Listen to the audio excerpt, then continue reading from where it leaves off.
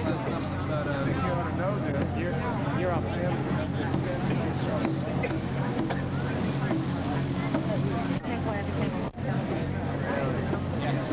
there's stack of cities, dude. I know Adam likes this dude. Texas, Florida, Mississippi, California.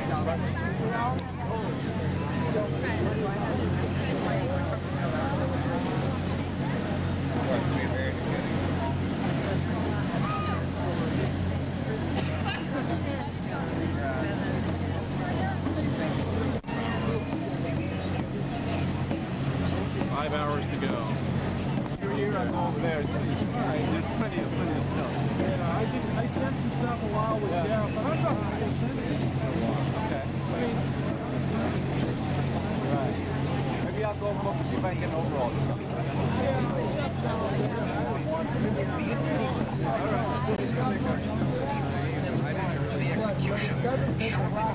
You will be taken to the room, strapped onto a gurney, will then be given a lethal injection and put to death. The earthquake today in the Hindu Kush Mountains of Africa.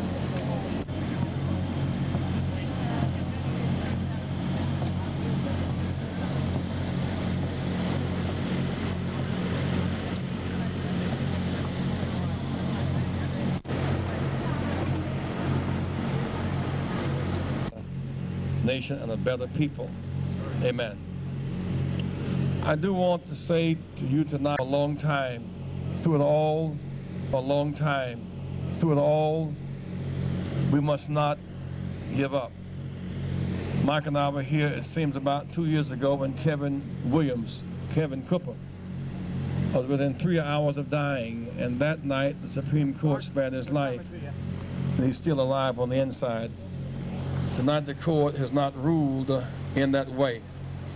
But through all of this, I met today with Barbara and Tookie twice. We had prayer on both occasions. He met me first with so much joy and so much hope, saying, I feel good, I have no fear, I have been here before, through valleys and shadows of death, with bullets passing and whizzing past my head, and yet I feel good. As a social transformer, as a redeemer, his impact upon people around the world has given him a new lease, a new life, a new joy, a new hope. And to that extent, he wants those who love him and who have found joy in his works to live out that legacy and to be anti-violent and anti-gang and anti-drug and to choose hope. And that is his lasting message. And we had prayer, and I told him I will see you in the morning, and we laughed and we embraced. He said, I don't laugh very much, but now when children write me, or when they read my book, it makes me laugh, it makes me happy. That's my highest joy, he said. The 11 came out here, and then we found out that the word had come over the wire service. I went back in and shared the information with Barbara and with Tookie that the governor had ruled that clemency would be denied. I was disappointed in that decision when, like Pontius Pilate, he had life and death in his hand, and by washing his hand, in effect, chose death.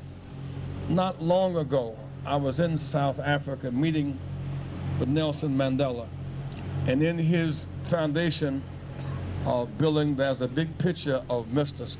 Schwarzenegger and Mr. Mandela. And why would Mr. Schwarzenegger and the world embrace Nelson Mandela? Because though his friends had been killed, his wife had been put in exile, and though he'd spent 27 years in jail, and though there had been massacres in Soweto, and though Chris Honey had been assassinated in South Africa, Mr. Mandela chose redemption over revenge. For that we say he's a great guy. He deserves a Nobel Peace Prize because he chose redemption over revenge. And so Mr. Schwarzenegger took the picture with Mr. Mandela, but he didn't learn the lesson of choosing redemption over revenge. Why kill him 25 years later? He is no threat to society. What value is he dead? He's a trophy for some, but then he's a martyr for others. Dead, he becomes a ghost of the past, becomes alive through his works. Why try to kill killing with killing? We must feel remorse for those who were killed 25 years ago. We're all against killing and we're against violence, and we should be. We should stop easy access to guns and drugs and violence, but then do not be quick to say slam dunk on murderers. We said slam dunk in Iraq, and the slam dunk didn't quite come out that way. 122 have walked off of death row, mostly because they were wrongfully convicted in the first place. And so when faces this challenge with money and dream team, lawyers, they walk away. Or when Jennifer in Tampa, Florida, Jennifer Porter walked, she hit 4 children, she killed 2 of them, and she fled the scene. Her father washed the blood from her car. She went to school and taught children the next day as if nothing had happened. For 5 days, the mother pleaded, "Who killed my children?" And someone saw the dent on her car and told the police. And through investigation, they found that she killed those 2 babies last year. For that, she got 3 years of probation and not a day in jail. What are the standards we're using to kill people? Why would California set up a Senate commission on fair justice, a Senate committee in January and kill in December? And so we must keep fighting for justice. I think Tookie's last words to me were that those who care about my legacy and my view, avoid violence, avoid self-destruction. Don't let my death dash your hopes and revive your cynicism and your fears. Live on and work on together. I believe in redemption, because our jails at their best should be redeeming or rehabilitating, or they should be punishing, and they should be torturous. We choose redemption and rehabilitation over torture. That's right. At its best, this is the American way. Our faith tradition, do not forget, Moses did kill 2 men. Yes, sir. And we call it justifiable homicide. He was a fugitive from the law, but bounced back to be a great Old Testament leader. Don't forget that it was David who got Uriah killed. He might have Bathsheba, and they begat Solomon. And he fell from grace but rose again. Let that be the legacy of Tookie Williams and his execution. Let it mobilize us to go back to our young brothers and our young sisters who have lost hope in society because they've removed the opportunities from our community and replaced them with guns and drugs for them to kill themselves with. And then those left standing, they bring them here to San Quentin, where they make money off of their backs by employing them with slave labor, paying less than $1 an hour to work on jobs where they make products that's sold into the open market. We must fight back against the injustice of the prison industrial system in this country and start lifting up our young people where they are locking up our young people. Thank you, and God bless you all. Big hand for Judge Mathis. Now a man who has captured my heart and our imagination with such an authentic force for good in this world. A real big hand for Mike Farrell. Put your hands together. Thank you, Reverend Jackson. Thank you, Judge Mathis. I want to thank all of you for being here before. All of you are here to say before.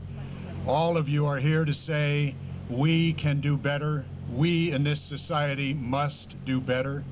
We will not allow the cowardly politicians to drag us through the mud along with themselves on their path to power, because we know that their path is a prostitute's path.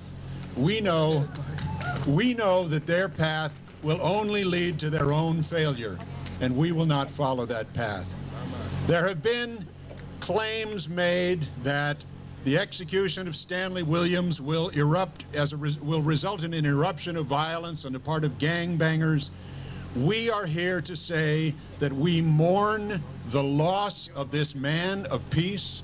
We mourn the loss of this good man, a teacher who put away violence, who put away the gang life, who put away drugs, who put away guns, and reached out with his powerful voice and said to young people, do not do what I did, listen to me, look at the lesson that I have learned, and learn it before you have to suffer what I have suffered. This was a man, this is a man, and his memory will stay with us, a man of peace, a man of decency, a man who thought, a man who was willing to ask the tough questions of himself that those people who would lead us today, those power mongers who would lead us today, are unwilling to ask of themselves because they fear what the answers might be. Now, we have in this country an elected vice president who has become the cheerleader for torture around the world. The governor of our state evidently learned that lesson well.